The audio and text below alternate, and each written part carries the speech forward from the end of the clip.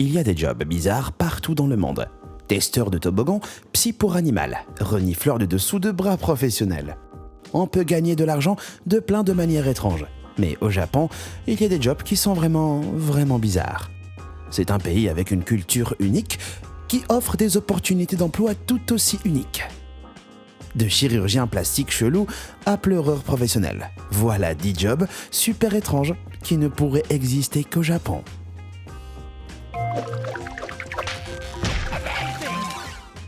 Numéro 10. Louer un oncle.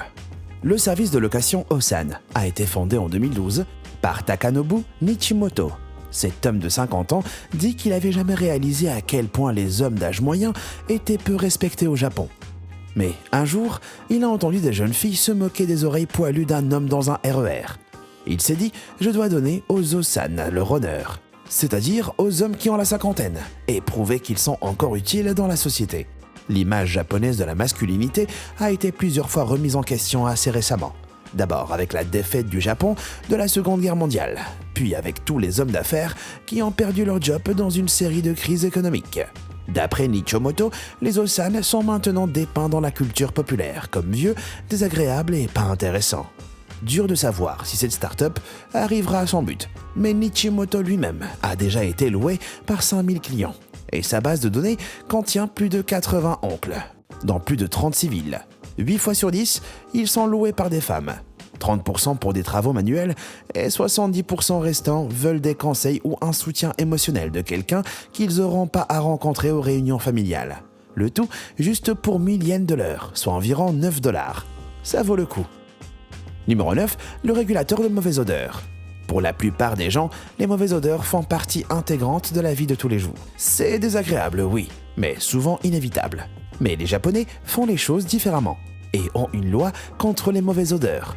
Il est interdit aux gens de gêner les autres avec des odeurs désagréables, en cuisinant, à cause d'animaux domestiques ou de fonctions corporelles. En gros, si votre voisin trouve que vous reniflez, vous pourriez recevoir la visite de votre régulateur olfactif local, c'est-à-dire la police des odeurs. Et il ne rigole pas. Toute personne qui enfreint la loi risque une peine de prison d'1 an ou une amende de 500 000 yens ou 4 500 $. Les régulateurs de mauvaise odeur peuvent gagner jusqu'à 48 000 $ par an après un processus de recrutement rigoureux avec contrôle de l'odorat. Ils doivent sentir 5 produits chimiques aux odeurs différentes, des pétales de rose aux excréments. Chaque personne reçoit 5 bandelettes. 2 ont été trempées avec des odeurs et 3 dans une paraffine inodore. Ils les reniflent et reçoivent un score selon les directives strictes. Et ceux qui ont le nez le plus sensible sont embauchés. Numéro 8, l'excuseur professionnel. Qui aime s'excuser? Aux États-Unis, demander à sa secrétaire d'envoyer des fleurs, ça compte pas comme des excuses. Et on peut aussi ne pas avoir besoin de s'excuser si on pensait pas vraiment ce qu'on a dit, et l'autre personne le sait. Mais les excuses fonctionnent différemment au Japon. En fait, les Japonais s'excusent souvent sans demander pardon, mais juste pour être polis. Ils pensent qu'une société harmonieuse place les besoins de tous au-dessus de ceux de l'individu, et que chaque action a un effet d'entraînement sur ceux qui les entourent. Mais ça va encore plus loin. Le Japon a une riche histoire culturelle avec ses samouraïs, et s'excuser montre sa force de caractère. Grâce à leur langage compliqué, il existe de nombreuses façons de s'excuser, selon les circonstances, et utiliser le mauvais verbe, ou pronom, peut parfois être carrément impoli. Mais ne stressez pas, vous pouvez payer quelqu'un pour s'excuser pour vous. Shazaya Aiga facture 25 000 yens, ou 230 $ pour des excuses en face à face, et 10 000 yens ou 92 $ pour des excuses par mail ou téléphone. Certaines agences offrent une gamme de services, avec des excuses en pleurant. Apparemment, super efficace contre les personnes en colère. Ça ressemble beaucoup au bouquet de fleurs apporté par une secrétaire, ça. Numéro 7, le pousseur de métro. Pousseur de métro est sûrement le job bizarre le plus connu du Japon. Leur système de transport est mondialement connu pour sa ponctualité et sa capacité. Comme 8 millions de personnes prennent le métro par jour. Toutes ces personnes en déplacement créent beaucoup de jobs pour les Oshiya, ces agents de gare qui poussent littéralement les gens dans des trains bondés avec leurs célèbres gants blancs. Quand le train va partir, l'Oshiya attend que les passagers se faufilent dans les portes bondées. Ensuite, jusqu'à 4 pousseurs de métro appuient, hyper professionnellement. Bien sûr, pour faire entrer encore une dizaine de passagers à l'intérieur du train déjà bondé. S'il est devenu démodé dans les années 20, ce job est apparu en Amérique, où le personnel était surnommé emballeur de sardines. Mais c'est maintenant les Japonais qui sont écrasés contre les vitres. Et perso, je prendrais plutôt le bus. Numéro 6, louer un sans-abri. Le célèbre sans-abri, Kotani Makoto, est unique en son genre, pour le moment. Ce comédien, qui s'en sortait pas, vivait chez des amis, mais était assez bordélique. Il est donc devenu volontairement sans-abri, pour tirer profit de l'immense marché locatif humain du Japon. Il a vite été réservé grâce à ses personnalités. Même s'il se décrit comme étant peu fiable, crade et paresseux, il propose de l'aide pour les tâches ménagères, ou vous divertira pour juste 50 yens, soit 45 cents par jour. Il a 2142 abonnés sur Instagram et on l'emmène souvent dans des bons restos et voir des spectacles. Un client l'a même emmené au Vietnam juste pour qu'il dise si c'était plus ou moins humide qu'au Japon. Numéro 5, le faux invité de mariage. Au Japon, les gens considèrent souvent les mariages comme des événements formels auxquels doivent participer autant d'amis et de membres de la famille que possible. Un manager doit souvent dire quelques mots et les autres invités doivent participer. Mais que faire si le ou la mariée n'est pas très populaire? Et si vous n'avez pas de manager comme vous êtes entrepreneur? Ou peut-être que c'est votre deuxième mariage et vous ne voulez pas inviter les mêmes personnes? La solution, des faux invités. Une entreprise compte 1000 invités et organise 100 mariages par an. Ça coûte 20 000 yens ou 200 $ pour que quelqu'un assiste à votre cérémonie. Et pour 500 000 yens de plus, la personne peut chanter une chanson ou danser. Pour 10 000 yens en plus, vous pouvez même leur faire lire un discours pour faire pleurer votre public. Numéro 4, l'employé de la salle du bannissement. C'est pas unique au Japon, mais les Japonais ont des contraintes sociales et juridiques qui rendent le licenciement d'un employé vraiment difficile. À cause de leur tradition d'emploi à vie, les employés sous-performants sont plutôt envoyés dans une pièce de l'ennui. Cette punition signifie qu'ils sont obligés de faire des tâches inutiles, jusqu'à ce qu'ils deviennent tellement découragés qu'ils démissionnent. Ces salles du bannissement sont souvent dans des sous-sols sombres et sans fenêtres, et on peut leur demander de regarder un écran pendant 10 heures à la recherche d'irrégularités dans un programme TV, ou de faire un rapport sur le contenu d'un journal. Et c'est pas rare. Panasonic a admis qu'ils avaient 468 employés dans ses services et si Hitachi, Sony et Toshiba admettent faire pareil, ils refusent de divulguer les chiffres. La ligne entre ça et les licenciements déguisés des pays occidentaux est vraiment fine.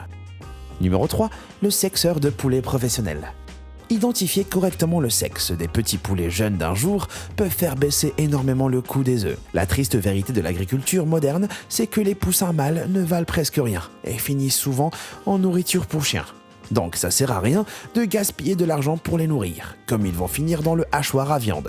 En séparant les poulets mâles et femelles, vous pouvez tuer les mâles à la naissance et concentrer votre investissement sur les poules pondeuses les plus rentables. Délicieux, mais aussi très déprimant. Pourtant, identifier le sexe des poulets n'est pas une tâche facile. Leurs organes génitaux, appelés évents, sont presque identiques. Un sexeur novice a en fait une chance sur 2 de réussir. Pas super. Avec de l'entraînement et l'aide de collègues expérimentés, les élèves apprennent progressivement à différencier intuitivement les poussins mâles et femelles.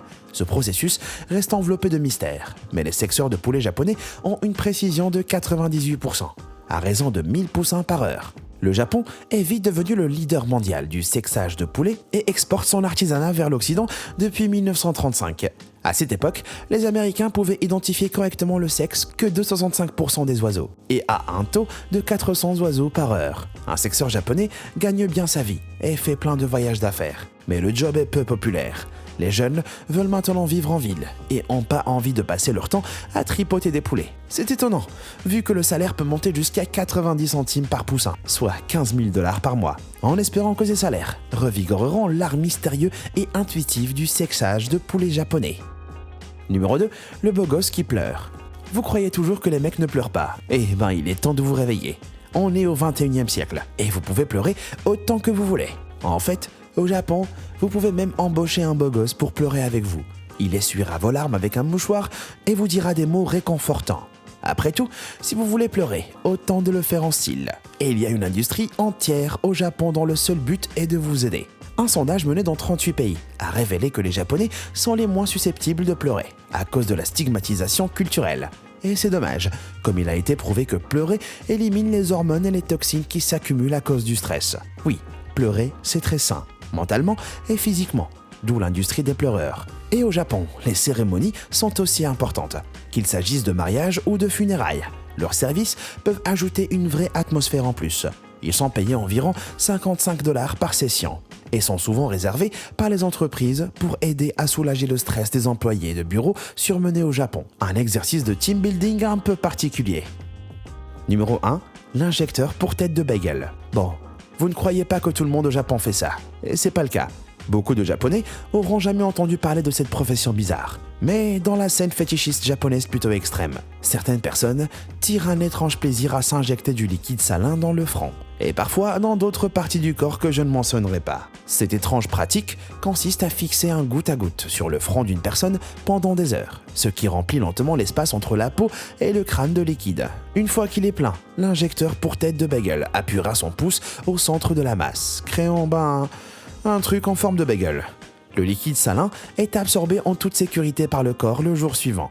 Donc, c'est vraiment inoffensif et juste vraiment étrange. Un injecteur pour tête de bagel est en fait un type de tatoueur spécialisé et peut gagner environ 34 millions de yens ou 30 000 $ par an. Je voudrais dire pourquoi. Mais après tout, c'est le Japon. Quoi ? Alors, voilà les jobs les plus bizarres au pays du soleil levant. Ce truc de tête de bagel, c'est un peu la cerise sur le gâteau, non ? Ou sur le bagel.